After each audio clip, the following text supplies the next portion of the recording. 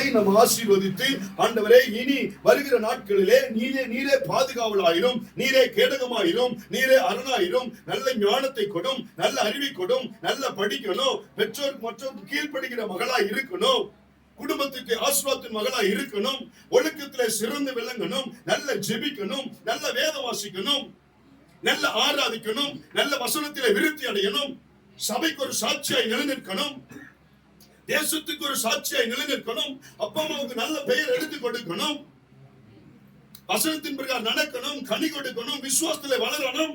இதற்காக அந்த மகள் இனி உள்ள காலங்களிலே வளர்வதற்கு நாம் பரிந்து பேசி ஜெபித்து ஆசீர்வதிக்கத்தான் நீங்களும் நானும் கடந்து வந்திருக்கிறோம். அல்லேலூயா, அல்லேலூயா. அதனாலதான் சங்கீதம் 121 நம்ம தெளிவா வாசிச்சோம். அது தேவன் ஸ்தோத்திரம் தம்முடைய படைக்கப்பட்ட தம்முடைய பிள்ளைகளை பாதுகாக்கிற விதம், ப்ரொடெக்ஷன் பண்ணுகிற விதம், நடத்துகிற விதங்களை குறித்து தெளிவாய் அந்த சங்கீதம் 121 நம்ம வாசிச்சோம். அல்லேலூயா, அல்லேலூயா. இந்த சங்கீதம் 139 அதுதான் இருக்குது. ஒரு வாலிப பிராயத்திலிருந்து கடந்து செல்லும் போது அந்த வாலிப பிராயத்திலே பல எண்ணங்கள், பல சிந்தைகள், பல நினைவுகள், பல யோசனைகள், பல கேரக்டர், பல கிரியைகள், பல எண்ணங்கள் எல்லாம் வரும். இனி உள்ள காலத்திலே பல திங்கிங் வரும், பல செயல்கள், பல பேச்சுகள், பல நடக்கைகள் எல்லாம் வரும். அது எல்லாமே தேவனுக்கு தகுதியாயிராது. அல்லேலூயா, அல்லேலூயா. பிரசங்கி 1:12 சொல்லப்பட்டிருக்கிறது, நீ உன் வாலிப பிராயத்திலே உன் சிருஷ்டிகளை நினை. வாலிப பிராயத்தில் தேவனாகி நம்முடைய சிருஷ்டித்த தேவனாகி கர்த்தரை நினைவு கூற வேண்டும். தேவன் மாத்திரம் இல்லைன்னு சொன்னா இந்த அளவுக்கு 8ஆம் கிளாஸ் வரைக்கும் படிச்சு வந்திருக்க முடியுமா? அல்லேலூயா, அல்லேலூயா. நல்ல ஒரு அப்பா அம்மா கொடுத்திருக்கிறார், அவங்களுக்கு வேலை கொடுத்திருக்கிறார், அவங்களுக்கு சேவைகளை செஞ்சுட்டு இருக்கிறார், அவங்க உன்னை பாதுகாக்கிறாங்க, நல்ல ரீதியில படிக்க வைக்கிறாங்க, எல்லா காரியங்களும் செய்யறாங்க. அது ஆண்டவர் படைச்சிருந்தாலும் தானே. அல்லேலூயா. அப்ப ஆண்டவர் நடத்தின விதங்களை நினைக்க வேண்டும். சிருஷ்டிகர்த்தாவை வாலிப பிராயத்திலே நினைக்கணும். இனி அடுத்துள்ள காலத்துல வாலிப பிராயத்திலே எதை சிந்திக்கணுமோ அதைத்தான் சிந்திக்கணும். எப்படி போகணுமோ அப்படிதான் போகணும், எப்படி வாழணுமோ அப்படிதான் இருக்கணும். ஆண்டவர் கேட்சவரை சிந்திக்க, செயல்பட, பேச, பார்க்க, நடக்க எல்லாவற்றையும் ஆண்டவரை முன்வைத்துதான் நாம் செய்ய வேண்டும். அல்லேலூயா, அல்லேலூயா, ஸ்தோத்திரம். அப்ப சிருஷ்டிகர்த்தாவாகிய தேவனை உன் வாலிப பிராயத்தில் நினைவுகூரும். அவர் நடத்தின விதங்கள், அவர் செஞ்ச நன்மைகள் எல்லாம் நினைச்சு அவருக்கு நன்றியுள்ள பாத்திரமாய் அவரை துதிக்க, ஆராதிக்க, வேதவாசிக்க, ஜெபிக்க, உபவாசிக்க உன் பரிசுத்த வாழ்க்கையை காத்துக்கொள்ள வேண்டும். அதனாலதான் 1 தீமோத்தேயு 4:12 இவ்விதமாக சொல்லுகிறது, உன் இளமையை குறித்து ஒருவனும் உன்னை அசட்டை பண்ணாதபடிக்கு நீ வார்த்தையிலும், நடக்கையிலும், அன்பிலும், ஆவியிலும், விசுவாசத்திலும், கற்பிலும் விசுவாசிகளுக்கு மாதிரியாயிரு. அல்லேலூயா, அல்லேலூயா. பாத்தீங்களா? அப்போஸ்தலன் பவுல் தீமோத்தேயுக்கு சொல்றாரு, நீ எங்க கொரிந்து சபையில போகிறதெல்லாம் வாஸ்தவம் தான், ஒன்னும் பிரச்சனை இல்லை. ஆனா அங்க போய் நீ வாலிப ஸ்டேஜா இருக்கிற, நீ கல்யாணம் பண்ணாம இருக்கிற, அங்க கல்யாணம் பண்ணவனுங்க இருப்பாங்க, பண்ணாதவங்க இருப்பாங்க, வாலிப பிராயத்துல இருப்பாங்க, சிறு வயசுல இருப்பாங்க, கல்யாணம் முடிச்ச பிள்ளை பெற்றவங்க இருப்பாங்க, எல்லா வகையிலும், எல்லா தரப்பட்ட வகையிலும் இருப்பார்கள், எல்லா தரப்பட்ட வகையிலும் இருப்பார்கள். அவர்களுக்கு முன்னாடி யாரும் என்ன செய்யக்கூடாது. அல்லேலூயா, யாரும் என்ன செய்யக்கூடாது. உன் இளமையை குறித்து ஒருவனும் என்ன செய்யக்கூடாது, அசட்டை பண்ணக்கூடாது. நீ இப்படி நடந்துட்ட, நீ இப்படி பேசிட்ட, நீ இப்படி இருந்துட்ட, உன்னுடைய சாட்சியின் ஜீவியம் கெட்டு போயிருச்சு, நீ அப்படி நடந்து கொண்டாய், அங்கே போனாய், அப்படி இருந்தாய், அப்படி செயல்பட்டாய், இந்த மிஸ்டேக் பண்ணிட்ட அப்படின்னு சொல்லி என்ன செய்யக்கூடாது. உன் இளமையை குறித்து ஒருவனும் அசட்டை பண்ணக்கூடாது. அதனால நீ என்ன செய்ய, உன் வார்த்தையிலும், உன் நடக்கையிலும், உன் அன்பிலும், உன் ஆவியிலும், உன் விசுவாசத்திலும், உன் கற்பிலும் விசுவாசிகளுக்கு மாதிரியாயிரே.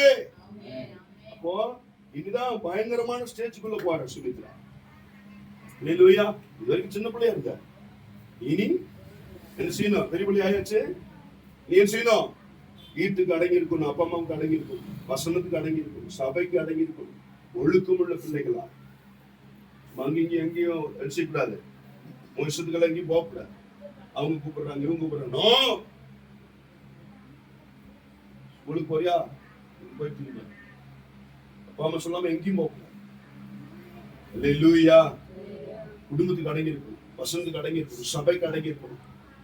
எல்லாம் வார்த்தையில, நோட்டத்தில, பார்வையில, சிந்தையில, செயல்பாடுகளில, கற்பில ஒழுக்கமுள்ள மகளாய் வாழ்ந்து நல்ல பெயர் எடுத்து உனக்கு கல்யாணம் முடிச்சு கொடுக்கிற வரைக்கும் எந்த ஒரு கெட்ட பெயர் வராத அளவுக்கு நீ வாழ்ந்து காண்பிக்க வேண்டும்.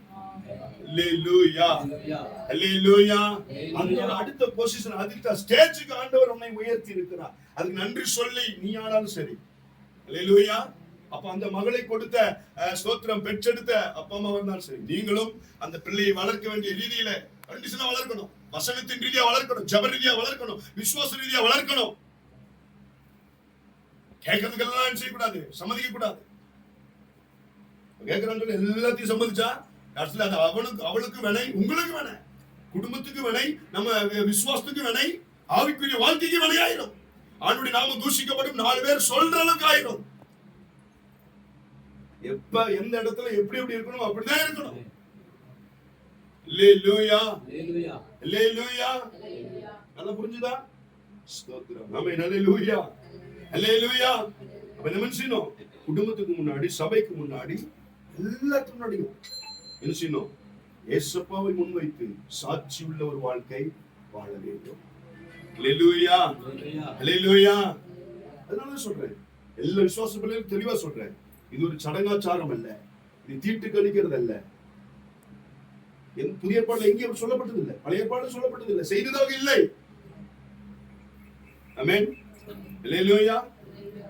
புரியுதுங்களா? எங்கேயும் இதுக்காக ஒரு ஸ்பெஷல் ஆராதனை, ஸ்பெஷல் ஒரு ஜெபம் எங்கேயும் வச்சதாக இல்லை, பைபிள் இல்ல. என்ன இது? இல்பா பெண்களுக்கு கொடுக்கக்கூடிய ஒரு காரியம், ஆண்டவர் அது ஈவாய் கொடுத்திருக்கிறார். நன்றி செலுத்தும் வண்ணமாக ஜெபித்து ஆசீர்வதிக்கும்படியாக நாம் கடந்து வந்திருக்கிறோம். அவ்வளவுதான், வேற ஒண்ணும் கிடையாது. அல்லேலூயா, அல்லேலூயா. நல்ல தெளிவாய் புரிஞ்சுக்கங்க. உலகத்தார் செய்கிறது போல அதான் மறுபடியும் நான் முதலே சொன்னேன், இது தீட்டு கழிக்கிறது. நம்ம இதெல்லாம் இருக்கும்போது நம்ம சபைக்கு போகக்கூடாது, நம்ம ஆராதிக்க கூடாது, திருவிருந்து எடுக்க கூடாது. நோ, இதெல்லாம் இல்ல. எல்லாவற்றையும் எல்லா நபர்களையும் ஆண்டவர் பரிசுத்தமாக்கி வைத்திருக்கிறார். ஆமென். அல்லேலூயா. சுத்த மனசாட்சியோடு கூட ஆண்டவர் சமூகத்தில் வரணும். அல்லேலூயா. இப்ப இந்த மகளை ஆண்டு கொடுத்த ஈவுக்காக இந்த மகளை நம்ம ஆசீர்வதித்து ஒரு வசனத்தை வாசிப்போம். என்னாகமம் 6 அதிகாரம் 24 முதல் 26 வரை. யாராவது ஒருத்தர் வாசிங்க. அதுக்கு முன்னாடி நீதிமொழிகள் 31:30 வாசிங்க. நீதிமொழிகள் 31:30 அது வாசிச்சுட்டு அது வாசிங்க. நீதிமொழிகள் 31:30 வாசிங்க.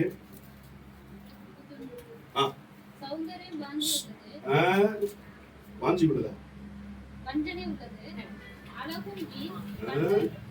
சௌந்தரியம் வஞ்சனை உள்ளது, அழகும் வீண். கர்த்தருக்கு பயப்படுகிற ஸ்திரியோ புகழப்படுவாள்.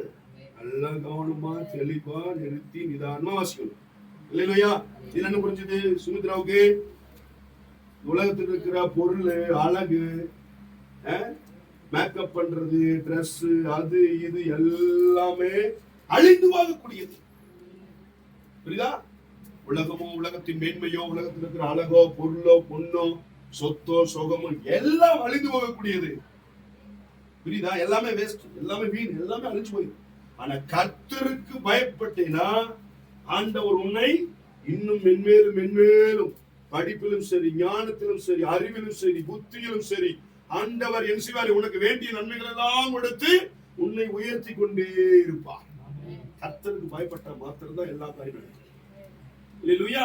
அப்ப இந்த வாலிப பிராயத்திலே ஆண்டவர் உன்னை கவனிக்கிறார். யார் கவனிக்கிறாங்களோ இல்லையோ, அப்பா கவனிச்சாலும் கவனிக்கிறாளோ, அம்மா கவனிச்சாலும் கவனிக்கிறாளோ, பாஸ்டர் கவனிச்சாலும் கவனிக்கிறாளோ, பாஸ்டம்மா கவனிச்சாலும் கவனிக்கலினாலும், விசுவாசி கவனிச்சாலும் கவனிக்கலினாலும், ஆண்டவர் உன்னை கவனித்துக் கொண்டே இருக்கிறார் என்கிற அந்த பயம் உனக்குள் இருக்க வேண்டும். இல்லையா? அது இருந்தால் எல்லாத்திலையும், பார்வையில, சிந்தையில, எண்ணத்தில, நடக்கில, கிரிகள் எல்லாவற்றிலும் சமர்த்தியா நடக்க ஆண்டவர் உதவி செய்வார். இப்ப வாசிங்க. என்னாகமம் 6 அதிகாரம் 24 முதல் 26.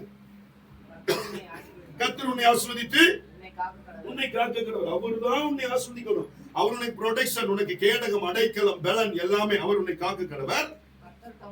கர்த்தர் தம்முடைய முகத்தை உன்மேல் பிரகாசிக்க பண்ணி உன்மேல் கிருபையாயிருக்க கடவர். கர்த்தர் தம்முடைய முகத்தை உன்மேல் பிரசன்னமாக்கி உனக்கு சமாதானம் கட்டளையிட கடவர். அல்லேலூயா, அல்லேலூயா. இந்த வசனங்களால் இன்னைக்கு ஆண்டவர் உன்னை ஆசீர்வதிக்கிறார். அல்லேலூயா, அல்லேலூயா.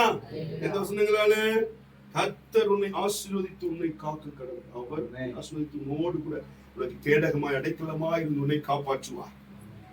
அவர் தம்முடைய முகத்தை உன்மேல பிரகாசிக்க பண்ணி அவர் உனக்கு கிருபையாய் இருப்பார். நம்முடைய முகத்தை உண்மையில் பிரசன்னமாக்கி உனக்கு சமாதானத்தை கட்டிடுவார். அல்லேலூயா, அல்லேலூயா. ஆண்டவர் கொடுத்த நல்ல இந்த ஈவில, இந்த பாக்கியத்தில, ஸ்லாக்கியத்தில அன்பு மகளை இந்த வசனத்தினாலே கர்த்தர் கிருபையாய் ஆசீர்வதிப்பார், சமாதானத்தினாலே ஆசீர்வதிப்பார். அல்லேலூயா. இந்த வார்த்தைகளால் அன்பு மகளையும் கடந்து வந்திருக்கிற எல்லாரையும் அபரிதமாய் ஆசீர்வதிப்பாராக. ஆமென். அல்லேலூயா. நாம் ஜெபிக்கலாம். சுமித்ரா எழும்பி நிற்கிறியா?